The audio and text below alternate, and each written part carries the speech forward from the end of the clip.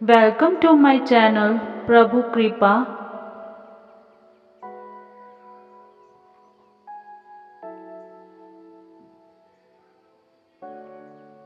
बाबा जी की प्यारी सास संगत जी, राधा स्वामी जी। एक बार एक सेवादार ब्यास से सेवा करके ट्रेन से वापस दिल्ली जा रहा था। दिसंबर का महीना था। कड़ाके की ठुठरा देने वाली सर्दी थी।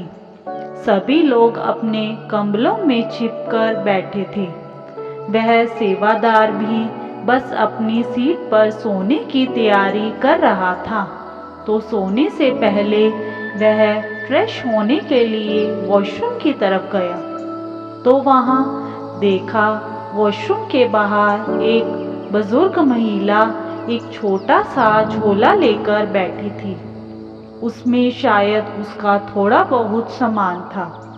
गरम कपड़ों के नाम पर उसके पास एक पुरानी सी शॉल थी। उसकी धोती भी बहुत पतली थी। उस सेवादार ने देखा, उस औरत की आंखों से आंसू निकल रहे थे, जिसे वह अपनी उस पुरानी शॉल से साफ कर लेती थी। तभी वहां से दूसरी ट्रेन गुजरी। तो वह औरत उस ट्रेन की तेज स्पीड से जो हवा आई, उससे एकदम से ठंड से कांप गई और खुद को उस पुरानी सी पतली शॉल में लपेटने लगी। उस सेवादार ने उनसे पूछा, आप कहाँ जा रही हैं? महिला ने अपना चेहरा ऊपर उठाया। सेवादार को देखकर महिला ने उत्तर दिया, जी मथुरा। सेवादार ने पूछा, आपने अपना टिकट नहीं लिया? वह बोली, बेटा अचानक जाना पड़ रहा है, टीसी आएगा तो ले लूंगी। महिला ने आंसू पोंछते हुए कहा, आप ऐसे अचानक क्यों जा रही हैं? सेवादार ने पूछा, इतनी ठंड में आपको टिकट बुक करवानी चाहिए थी। पता नहीं क्यों सेवादार उस महिला से कोई जुड़ाव महसूस कर रहा था, या बाबा जी उससे उस महिला की मदद करवा रहे थे, जो उसको एक सेवादार से मिलवा दिया। बेटा, अभी पता चला है कि मेरी बेटी प्रसव के दौरान चल बसी। कहते ही वह बुजुर्ग औरत जोर जोर से रोने लगी। तो सेवादार ने कहा, फिर आप अकेले क्यों जा रही हैं? आपके परिवार का कोई और सदस्य नहीं आया? तो वह बुजुर्ग औरत बोली, हमारा और कोई नहीं है। हम माँ बेटी ही एक दूसरे का सहारा थी। अभी साल हुआ बेटी का विवाह किया था। वह रोते रोते बोली। इतने में टीसी आ गया। सेवादार उस औरत की मनोस्थिति बखूबी समझ गया था, या बाबा जी सब करवा रहे हैं, यह तो वह ही जाने। उस सेवादार ने उस बुजुर्ग औरत की टिकट कटवा दी और उसे सीट पर बैठाकर अपना एक कंबल निकाल कर उसको उड़ाया। वह बुजुर्ग औरत अचरज भरी निगाहों से उसे देख रही थी कि ट्रेन में इतनी भीड़ से मुझको किसी ने नहीं देखा। इसको शायद भगवान ने मेरी मदद करने के लिए भेजा है। उस सेवादार ने उस बुजुर्ग माँ को कुछ पैसे दिए और बोला, आप अपना पता मुझको बता दो। आप आगे से कभी मत कहना कि मैं अकेली हूँ। मैं हूँ आपका बेटा। मैं हर महीने आपको जो हो सकेगा पैसे भेज दूंगा और कभी कभी आपसे मिलने भी आता रहूंगा।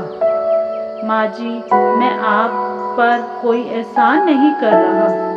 यह तो सेवा करने का मौका शायद मुझे बाबा जी ने दिया है। शायद बाबा जी ने आपके रूप में मुझे माँ दे दी है। यह कहकर सेवादार ने बुजुर्ग माँ के पैर छू लिए। बुजुर्ग औरत की आंखों से आंसू बह जा रहे थे कि भगवान ने मेरी बेटी मुझसे छीनकर एक बेटा दे दिया है। उसको यह सब कुछ एक स्वप्न की तरह लग रहा है। वह औरत चुपचाप कंबल में लेटकर उस सेवादार को देख रही थी। वह सेवादार अपने पर्स में लगी अपनी माँ की तस्वीर को निहार रहा था, जो कुछ समय पहले उसे छोड़कर चली गई थी। कड़ाके की ठंड में जहाँ लोग अपने अपने बिस्तर में दुबके हुए थे, वहाँ अपनेपन के गर्म कंबल में जिंदगी के सफर में एक नया रिश्ता जन्म ले चुका था। यह सब करने वाले तो बाबा जी थे। उसको माँ मिल गई और उस माँ को बेटा, जो शायद बाबा जी ने ही मिलाया था। वह दोनों बार बार उस मालिक का शुक्र कर रहे थे। सुख और दुख अपनी तकदीर से मिलते हैं। अमीरी या गरीबी से उसका कोई लेना देना नहीं। रोने वाले महलों में भी रोते हैं और जिनकी तकदीर में खुशियाँ होती हैं, वह झोपड़ी में भी हंसते हैं। आनंद लूट ले बंदे प्रभु की बंदगी का, ना जाने कब छूट जाए साथ जिंदगी का। श्री हजूर महाराज जी के समय में एक बहुत धनी सेवादार होता था। सेवा के लिए वह हजूर महाराज जी के पास आए और बोले, बाबा जी मुझे कोई सेवा दे दो। तो हजूर महाराज जी ने उन्हें कुएं में से पानी निकालकर संगत को पानी पिलाने की सेवा बख्शी। सेवादार बहुत धनी था और सिर्फ सफेद कपड़े ही पहनता था, लेकिन जब वह कुएं में से पानी की बाल्टी भरकर मिट्टी में चलता था तो उसकी सफेद पैंट गंदी हो जाती थी। तो उसने एक नौकर को इस सेवा के लिए दिहाड़ी पर रख लिया। सेवा चलती रही। वो मजदूर उस धनी सेवादार के हिस्से की सेवा बड़ी खुशी खुशी से करता रहा और सेठ से अपनी दिहाड़ी लेता रहा। कुछ समय बाद उस अमीर सेवादार की तबीयत खराब हो गई और उसने बिस्तर पकड़ लिया। हालत इतनी बिगड़ गई कि बिस्तर पर लेटे हुए उसे उल्टी लग जाती। कभी शौच कपड़ों में ही निकल जाता।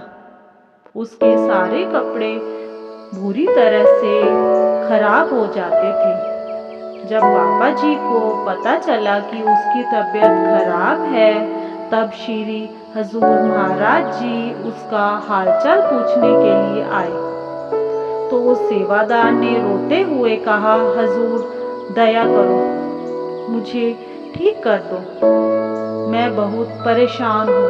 श्री हजूर महाराज जी ने फरमाया कि तुम पर दया करके हमने तुम्हें सेवा तो दी थी, लेकिन तुमने अपने हिस्से की सेवा एक मजदूर को दे दी। हजूर ने बड़े प्यार से पूछा कि भाई, प्याऊ की सेवा करते हुए कपड़ों पर थोड़ी सी मिट्टी लगना ठीक था कि जो अब हो रहा है वह ठीक है? बाबा जी ने फिर उसे समझाया, अगर तुम कुएं से पानी लाने की सेवा में अपने सफ़ेद कपड़े थोड़े से मैले कर लेते तो तुम आज यहाँ अस्पताल में ना होते। हम बिल्कुल भी नहीं जानते कि सतगुरु हमारे कर्म कैसे काट रहे हैं। बस हमें तो उनके हुक्म की पालना करनी चाहिए।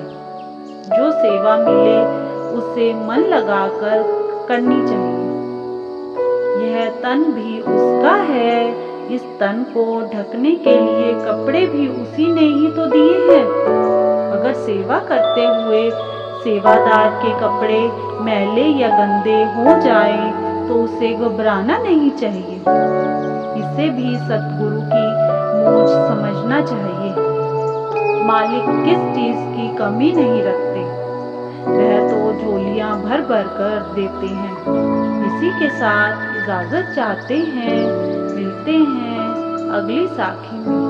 तब तक के लिए राधा स्वामी जी।